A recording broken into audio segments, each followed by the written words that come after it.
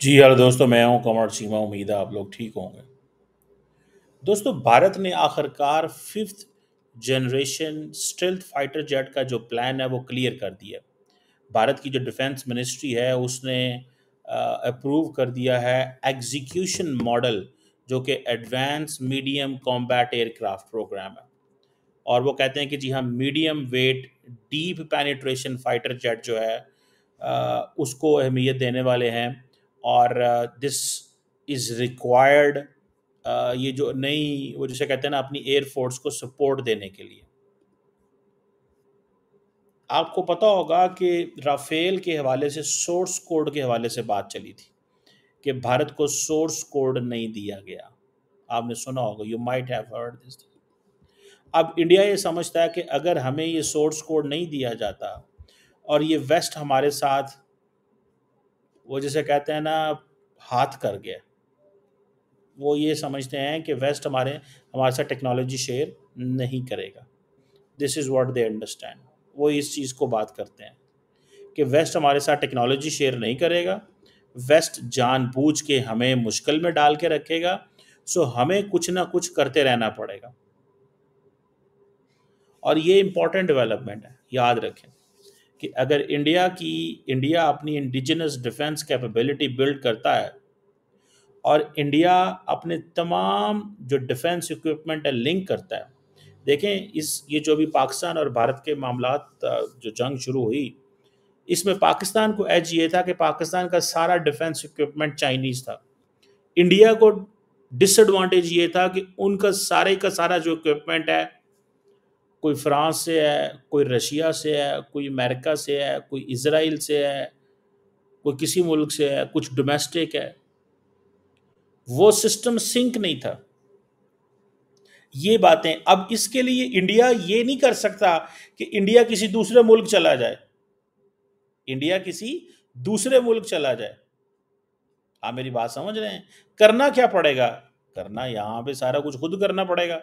वो कहते हैं कि ये जो डिफेंस मिनिस्टर साहब है, राजनाथ सिंह साहब, उन्होंने कहा है कि हमने advance medium combat aircraft programme को अप्रूव कर दिया है। एग्जीक्यूशन मॉडल जो है वो हो गया है, सारा कुछ हो गया है। ठीक है जी। ये जिसे एडवांस मीडियम कॉम्बैट एयरक्राफ्ट, जो 25 टन ट्विन इंजन एयरक्राफ्ट होगा, इसकी कहा जाता है कि जो इंटरनल फ्यूल टैंक है that will be 6.5 ton capacity होगी। एडवांस स्टेल्थ फीचर होंगे।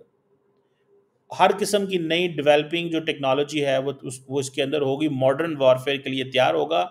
कहा जा रहा है कि इनिशियल जो कॉस्ट है दैट इज 15,000 करोड़ रुपया।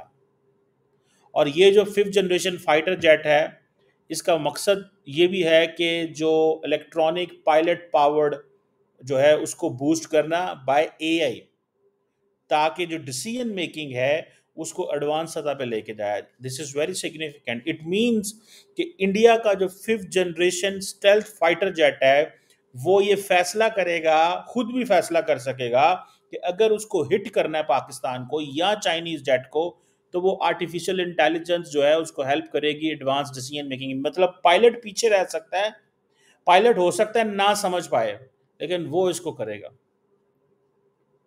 और जो नेट सेंट्रिक वॉरफेयर सिस्टम है for the real time combat coordination के लिए, वो भी होगा। और इसका जो सारे का सारा जो आप समझ लें कि it's going to be very important. और ये इसकी जिसे वो कहते हैं ना, एक ऐसा, ये एक इंटरनल वेपन्स वो सिस्टम बिल्ड कर रहे हैं कि देखिए, इंडिया को एडवांटेज रहा है कि ये जो जो एयर टू ग्राउंड हमला करता रहा है वो बड़ा कामयाब रहा है। जैसे कि पाकिस्तान पे हमले हुए, कहा जा रहा है कि ये जो फिफ्थ जनरेशन है ये लाइट कॉम्बैट एयरक्राफ्ट से थोड़ा सा डिफरेंट है। और इनके इलेक्ट्रोमैग्नेटिक सिग्नेचर भी बड़े कम है। असल में इंडिया चाहता है कि डेटा जो रडार है वो डिटेक्ट ना कर पाए। So India, if it is able to establish this, then India will be among the very few nations which will have 5th generation stealth fighter aircraft. लेकिन एक तनकीद आ रही है कि जितना इनको टाइम लगता है, ये टाइम हो सकता है अगले 15 सालों में ये बनाएं। जंग अभी शुरू होनी है, मोदी साहब ने तो अगले 4 साल में रिजल्ट लेना है। उसकी वजह ये है ना, मोदी साहब का तो देखें तो सही ना, कि उन्होंने तो 4 साल बाद रिजल्ट लेना है कि नहीं। उन्होंने तो 4 साल बाद कोई ना कोई जंग शुरू करनी होती है मोदी साहब ने, तो उनको तो रिजल्ट अभी चाहिए। और अगर मकसद यही है, अगर मकसद यही है कि जनाब जंग शुरू कर ली, बाद में कम खिलर गया, तो फायदा। सो जैसे अमेरिका का जो है, उनके पास F-35 है, F-22 है, चाइना के पास J-20 है, माइटी ड्रैगन है, रशिया के पास कोई Su-57 है। इंडिया कह रहा है जनाब हमारी ये जो defence research and development organisation है वो 2035 में इसको डिलीवर करेगी, 10 साल बाद। 10 तो वो मुंह से कह रहे हैं, 2-3 साल ऊपर नीचे भी हो सकती है। और अगर इसने 10 साल बाद डिलीवर करना है तो हो सकता है मोदी साहब का क्या करेंगे फिर। अब मोदी साहब को तो 3-4 साल बाद उश्कल पैदा हो जाती है। उश्कल मीन ही गेट्स इरिटेशन शुरू हो जाती है, कोई तमाशा हो, कोई ठुक ठुक हो, तो उसका क्या करना है। ठीक है ना, मोदी साहब का क्या करना है भाई, वो तो उनको तो चाहिए। आप देखिए ना प्रॉब्लम क्या हुआ है, वो फ्रांस वाले सोर्स कोड नहीं दे रहे थे, अमेरिकन डिले देंगे, तो इंडिया ने पूरी डिसीजन मेकिंग करके ये फैसला किया है।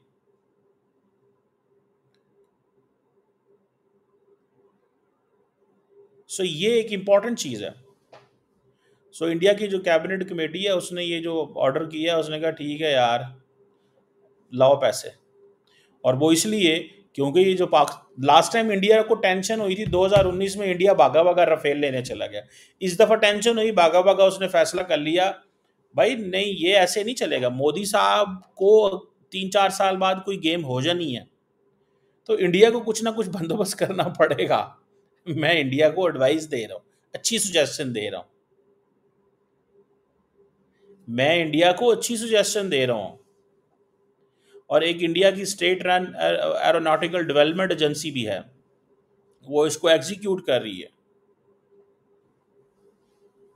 समझ रहे हैं बात को।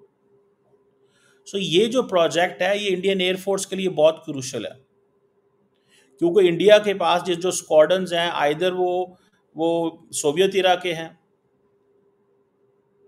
पहले आई थिंक उनकी जो स्ट्रेंथ है वो 31 रह गई है फ्रॉम 42। चाइना जो है उसकी एयरफोर्स बहुत तेज़ी से बढ़ रही है। पाकिस्तान जो है चाइना के पास के एडवांस तरीन J-10 की सारा रखता है। और अब अगर इंडिया ये बातें कर रहा है, मैं आपको गारंटी से कह सकता हूँ अगले कुछ सालों में आप पाकिस्तान के पास J-20 देखेंगे। मैं आपको ये गारंटी बता रहा हूँ, अभी मेरे से लिखवा लें आप, अभी मैं आपको पेन चेक लिख के दे देता हूँ कि पाकिस्तान अगले कुछ सालों में J-20, J-35 थोड़ा ठहर के आएगा, लेकिन J-20 जरूर आएगा पाकिस्तान।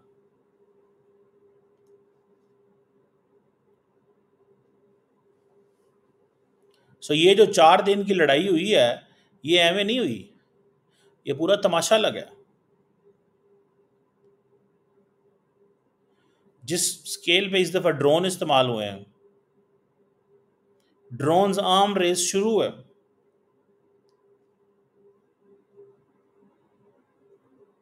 ड्रोन्स आर्म्स रेस शुरू है सर। ये जिस स्केल पे, अब तो नहीं, अब तो दोनों मुल्कों ने टेक्नोलॉजी से लड़ना है। इंडिया कहता है कि मैंने सारा कुछ डोमेस्टिकली करना है, पाकिस्तान कहता है हम डोमेस्टिकली भी करेंगे, चाइना के साथ मिलके भी करेंगे, और चाइना के साथ मिलके हम जॉइंट प्रोडक्शन करेंगे,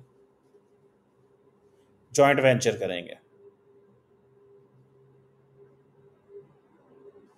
सो इंडिया लेट हो सकता है इसमें। जो एयर चीफ साहब हैं उन्होंने जो स्लो डिलीवरी है लाइट कॉम्बैट तेजस एयरक्राफ्ट की 4.5 जनरेशन फाइटर जेट की, और उसकी वजह क्या थी, इंजन की डिलीवरी स्लो थी। वादा हुआ था जनरल इलेक्ट्रिक से, सप्लाई चेन का इशू बन गया था।